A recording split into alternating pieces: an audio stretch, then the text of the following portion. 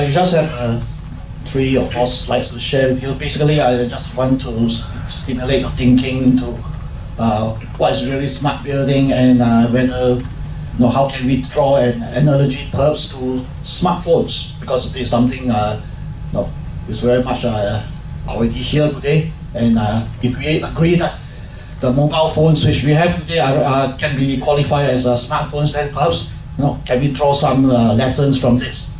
Right. So mobile phones start in the 1980s, and basically, it's a move from the conventional wired telephone, okay, and bring it to a mobile platform, so where you can carry around. And basically, the first generation of mobile phones will, they did just that. They'll allow you to make phone calls and receive phone calls while you're on the move, okay. So it did nothing more than that. Okay. Now, as time goes by, of course, the phones manufacturer realized they can put in more functions and make it more productive for the users, the holder of the mobile phone. So simple functions like address book, contact book, they add a clock, then you can look at the time, the calls are being made and called. Short messaging will gradually add. So simple functions, and later on, there are some additional functions, like for example, you have a camera capability, but sometimes these functions are not well integrated, they just function independently. I still remember my first mobile phone with a camera. It takes very good pictures, but there's no way I can actually send the photographs out, because there was no Wi-Fi in those days, right? So, but by now in the 2000s, mobile phones have become what we call smartphones. Okay, so they have evolved to smartphones, and what do they have? I look at them and as I noticed, they have mobile operating systems, which I think is very important, is that they allow third-party applications to run on. Okay, third parties, developers can develop apps, both software apps, and so we can also interface to hardware. So nowadays we all are very familiar with these smartphones operating systems. So we have the Android, the Windows phones, and now it's in the version 8, and of course the Apple iOS. Right. So this operating system have features similar to that of a personal computer operating system. Right. Now, so they have. So these smartphones have many additional features in the physical hardware and the communication layers. For example, a touch screen, Bluetooth, Wi-Fi, GPS, right? So I can't imagine you calling your mobile phone a smartphone if it doesn't have a touch screen, because you really need that. Okay, so I would say a touch screen would be a very key enabling technology to bring the humble mobile phone to a smartphone, right? So similarly, GPS, because many applications requires you to know where is your location, right? So GPS, I think, is also a very key element of a smartphone. Of course, there are other things like speech recognition, near-field communication, right?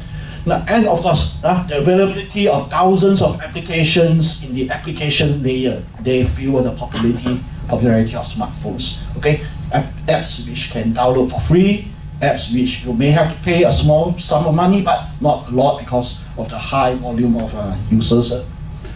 Right, so let's bring mobile phone to smartphone. Okay, so now can I draw an analogy to buildings? Right, so I have a table here. So on the left-hand side, I say from plain mobile phones, okay, to smartphones, and I would say on the right column I have from the current buildings which we have to a future smart buildings, right? So basic function of making and receiving calls, okay?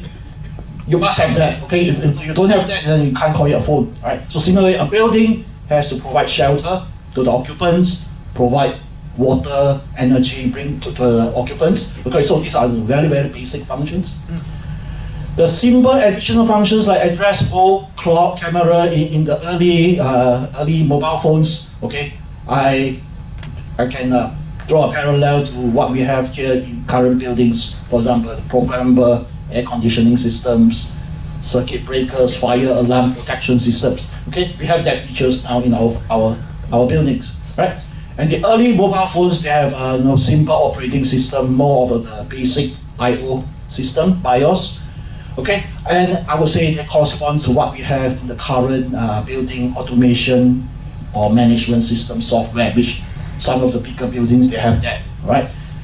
Now, the advanced features for smartphone like touch screen, okay, what GPS, near field communication, these are very much those you have been listening in this morning's presentation. For example, they talk about metering network, sensor, wireless sensor network, very intelligent power distribution in the building with communications, advanced active tail beam and with energy storage and things like that. Right. So I put this in red because I think we are not there yet for buildings. For smartphones, yes, we have all this, but we are not there yet. So these are very much still in the research stage. Okay, but I think they are very, very necessary in the physical and communication layer to really bring the current building technology to what can really call smart buildings, right? And on top of that, in smartphones, we have this Android, iOS operating system. So I think very important is besides having all this hardware and communications and all that, we need open, scalable, flexible building operating system.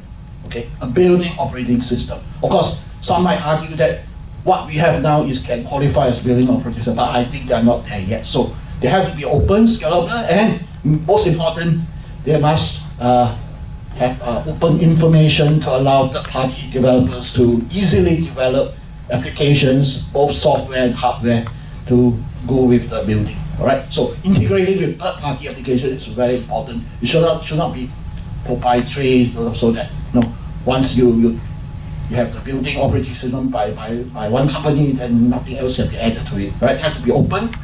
Now, where does this lead us to? Well, for smartphones, okay, it gives you improved productivity for the phone user. Although some will say that it's a burden actually now, but I still think it helps in productivity. It's better to carry one device rather than multiple devices. You don't need a camera anymore. Okay, so improve productivity for phone user. Now, what about buildings? What can smart building do to the owner? Right, it should give them a higher human comfort level at lower energy consumption, such that it allows you to do more things. Right? For example, maybe in future a lot of people will be able to work from homes because their homes are so smart.